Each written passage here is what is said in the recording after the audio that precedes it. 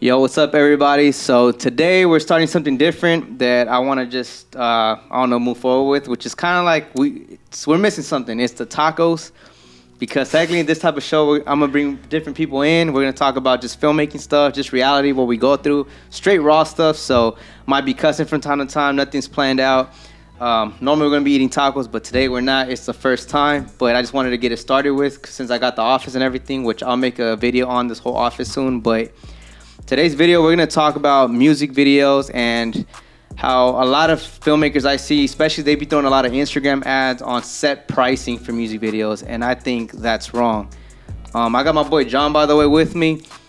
It's my guy. He's either my gaffer, PA, AC, he does everything. He's usually with me on sets, but let's talk about, bro, the music videos. I think that is like where people will draw the line when I see $500, $800 like videos. They have different packages.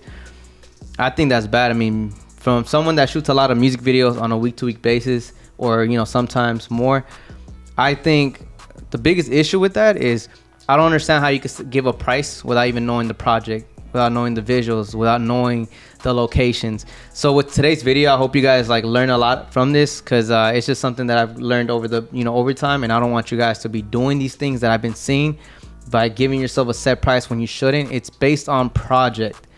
You should never price yourself based on just like on just your video, I guess. Like, there's so much going on in a music video from working with you.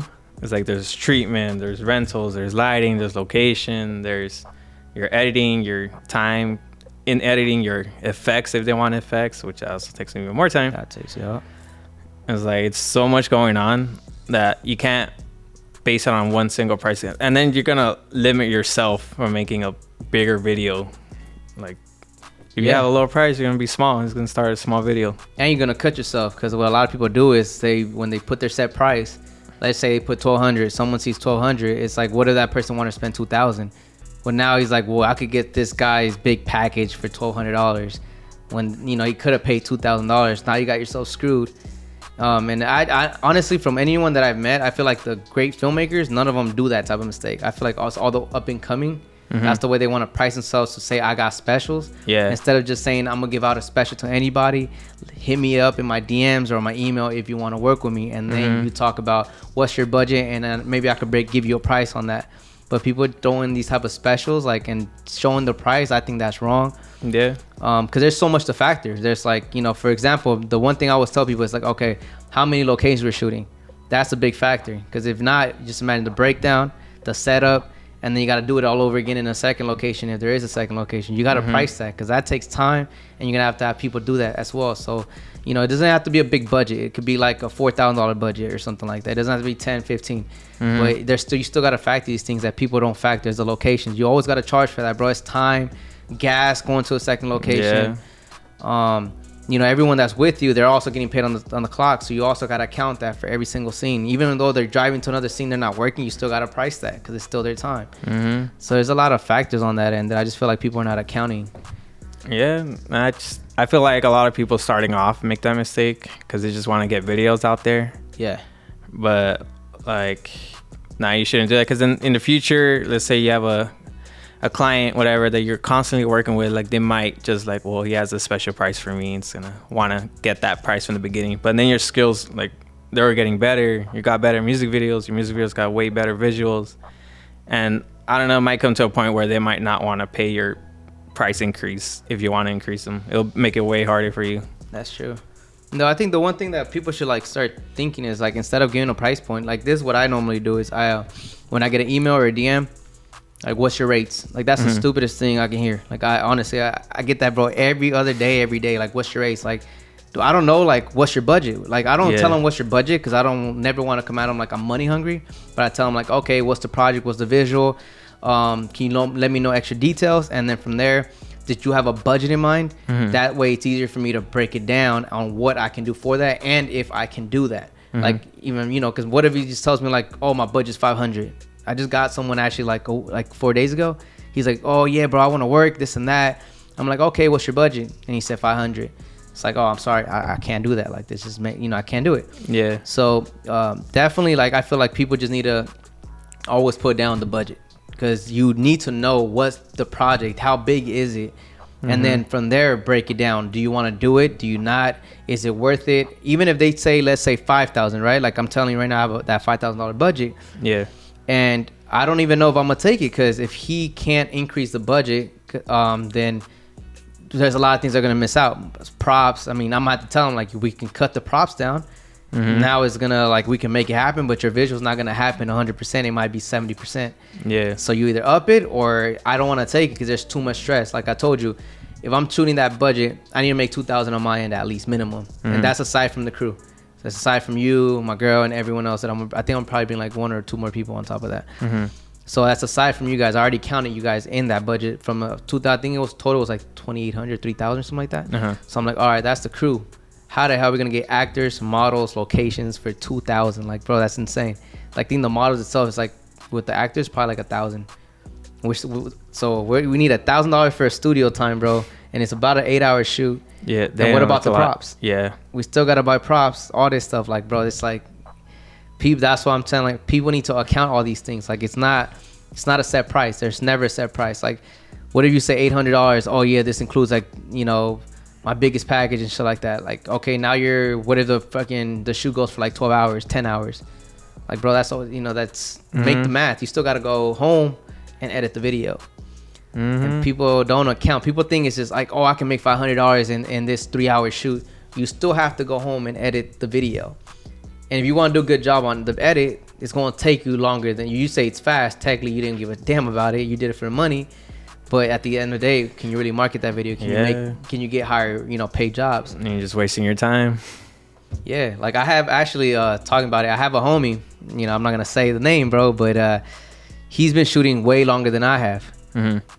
I'm actually been booking big budgets opposed to him. He's still booking $500-$600 budgets, and that's because he's taking everything that comes his way.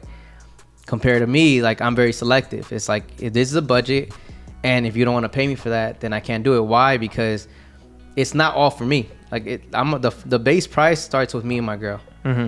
And I always try to get you on board. So I'm always like, okay, if you want lighting and everything, it jumps up this much. And right away, now you're included. If not, I'm cutting down the lighting and all this stuff. So that's what people don't understand. And that's why I'm trying to make this video a space to, you know, be more selective, and also don't put up a price. The budget could be higher. You could potentially make more money on top of that to hire the crew, because the crew is really essential. I feel like a lot of filmmakers nowadays, they're doing everything themselves. I see one man doing like what I used to do when I started, and he's doing it, which he's really good. But I could just imagine the stress of touching every light you have to touch in order to move it, going back to your camera, looking at it, it's like, I gotta go back to that light and move it. I was there. We all been there. But it's easier than, like, for example, me, I'll be telling John, bro, like, move that light a little bit to the left. Oh, I'm looking at the monitor. Bro, that's like that's a game changer. Like, yep, right there. Yeah, like right there. All right, cool. Higher, lower. And then I'm like, go get the fog machine.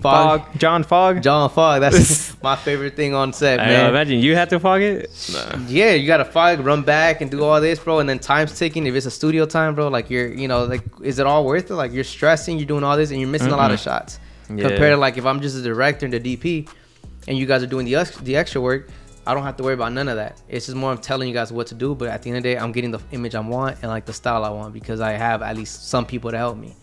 And a lot of people are doing it themselves and stuff. And that's not how you should price it. Nope. It's not worth trying to keep all the profits if, like, you don't have any help. Because in the end, like, if you're just worried about the money, your visuals aren't going to come out as good as you think. You're only going to go so far, I think. Yeah. Like, because... yeah, I don't know. You need your crew. You need to think about everything, all these factors in the music video that will make it good. And if you set your your price at a limit, like, you're not gonna get any of that. You're not gonna have any room to negotiate. Yeah, that's true. You have to just have like in my mind, I have a price point where I would be willing to work. But it comes down to what's the project, and I'm never gonna say it if I have to. For example, there's a lot of artists that tell me, like, you know, they keep trying to get the money out of me, like, what are you charging? So one tip that I can tell a lot of creators is tell them, this is how much I start with, this is how much, like, my base rate is, but it jumps up. Don't just say, oh, $1,200 or $1,500, $2,000. No, you gotta tell them, like, this is where I start, but it all is based on visual, project, what's the project like? What are we working with? How many people? Yeah, I just did a music video, bro. It was like 50 people. I'm like, he didn't have the budget like that. So you know what happened when everything was going crazy, bro? And I had some of his cousins and people come up to me like, bro, what are you doing? You're the director. I'm like, bro, there was no budget for this. So at this point, I'm not the producer. I'm just the filmer. So it's like I told the artist, this is what you get. I was like, he's an old homie of mine, so that's why I took the job. If it was any other artist, bro, I would have been like, no, 50 people, bro, fuck. Like, you know, you're gonna start adding all my team into this. Plus, I need to get a producer to handle everything because I'm not dealing with babysitting and telling all these people to go over there and laugh, bro. That's too much. On top of that, I still gotta film. But like, you're wasted. Your energy's wasted. Like, you're not gonna be mentally there. So it's a lot, bro. And people don't see the big picture. Like, there's just so many things, and I think that's why I've been getting pretty solid budgets because people are seeing, and then I'm getting a lot of experience too, so I'm understanding like what is what. I used to think back then when I used to shoot with Kevin a lot, I used to think like, oh, me and Kevin could do everything. Like, I don't know why these people have a big crew and stuff. Then my girl came into the picture, and then she started like, you know, all the stereo lights that we have, all the nan lights, she's all operating through an app. That's clutch. Like, I'm looking at my monitor and I'm like, okay, change this color. But then it got to the point where like, all right, if we want to up the budget, I mean, not up the budget, but up the quality and make better visuals, better lighting. You came in the picture, and I was like, oh, okay. Now I saw what you brought to the tables as far as whether it's moving the lights when my girl's controlling the thing. You know, she's doing that. She's syncing the lights or separating whatever it is she's doing on the app, and you're setting things up, and then the fog and all that. Like, that just adds, bro. It's like, whoa, like I don't have to do none of that. Everyone has like a role. And when I saw that, bro, I was like, dude, it's like, why would I even go back to me shooting myself? Like, that's a nightmare. Like, too much stress. Like you end up freaking going home with like, when I started filming, when I was filming probably like a year, 2 years in, and I was only booking like $800 budgets or $600. Bro, I'll go home majority of the time, bro, saying like, I really gotta edit this shit.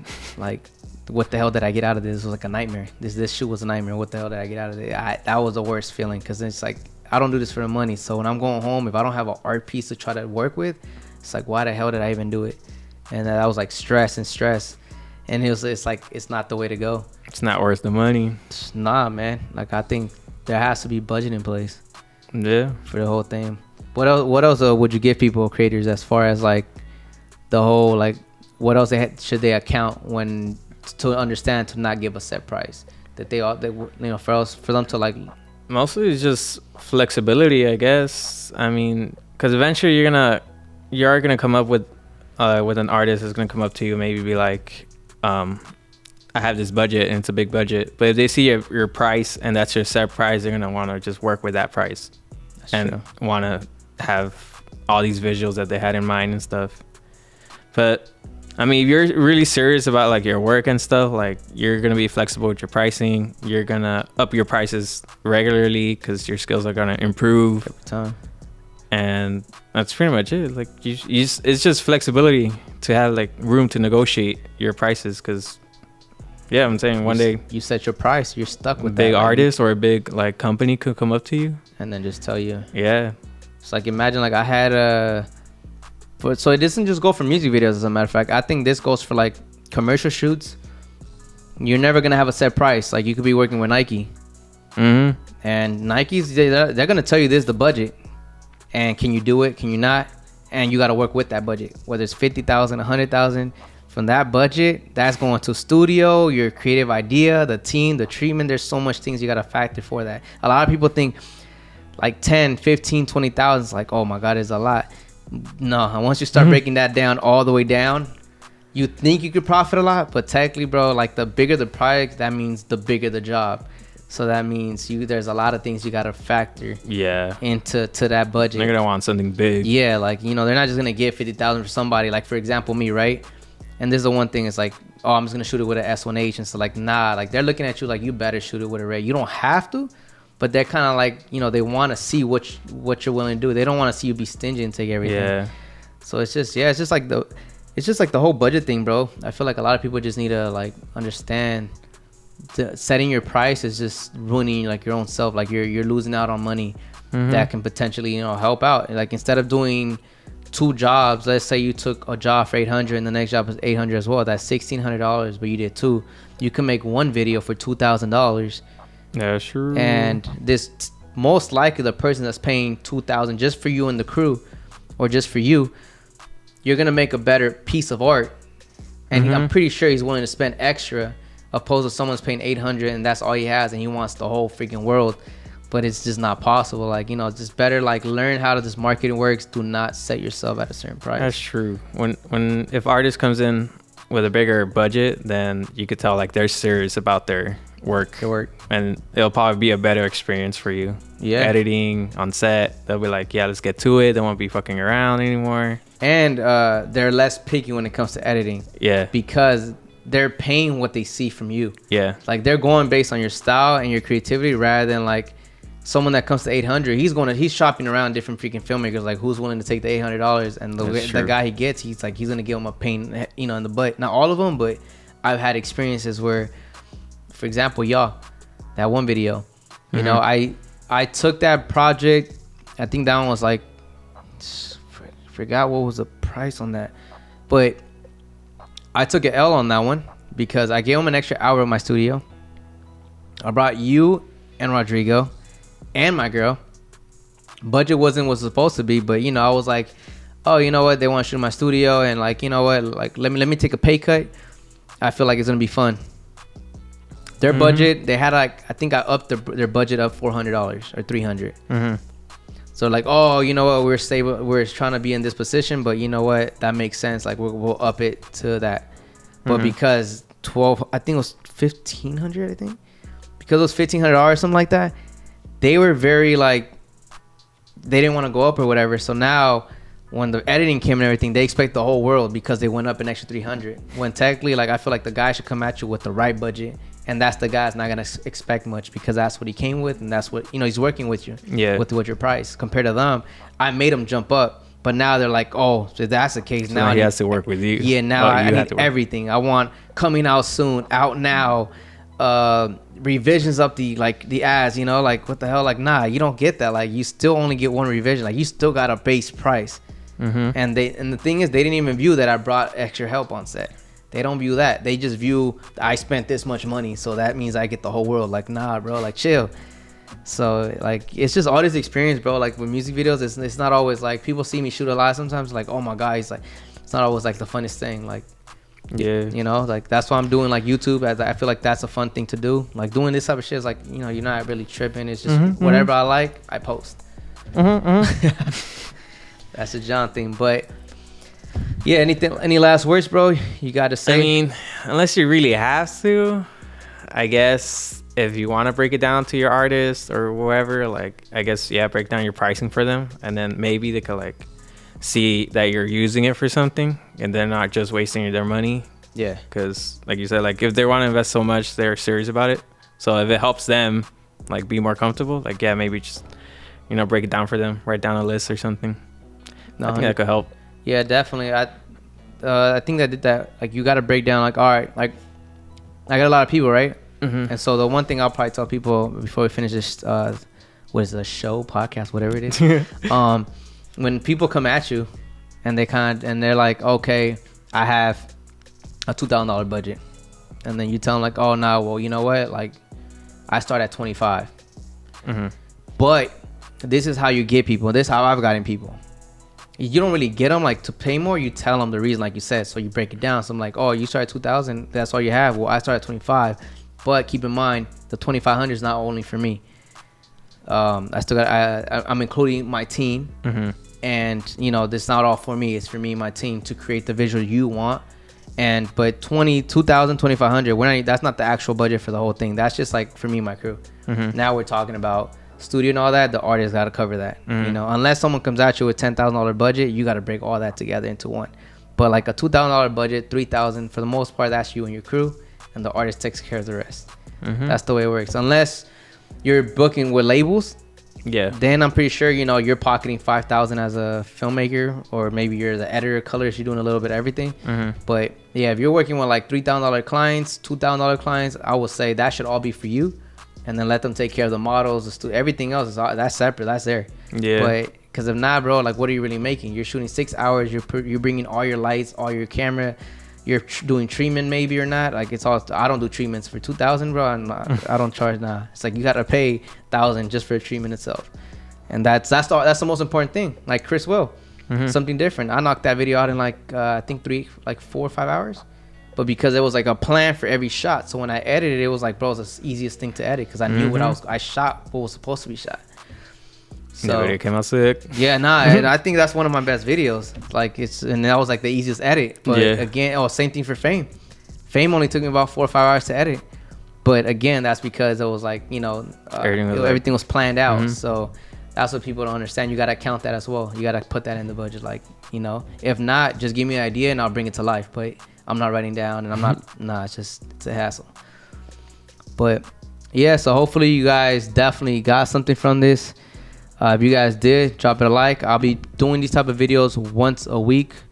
We either have John, we'll have maybe someone else. I'll be different filmmakers on set. Not on set, but in here, we'll be eating tacos today. Today we're just starving. We're just starving. Yeah, there's no taco place open. It's like what 10 o'clock or something. So, anyways, yeah. If you guys like this video, just drop it a like, and I'll be posting these more often. Leave a comment if you guys like it, and if you guys have any questions as far as maybe I didn't cover something and maybe I can make a potential YouTube video on it. But yeah, this is kind of like a little podcast video / just literally sit down, grab a drink, just listen to these type of shows. Every time I post them, it'll be like once every 2 weeks. That's the goal. And this is more just real life, something I go through or something that I see. And hopefully these videos can help you guys. Yep. But anyways, that's a wrap. We got to go eat some. I don't know what we going to eat, but let's go eat, bro.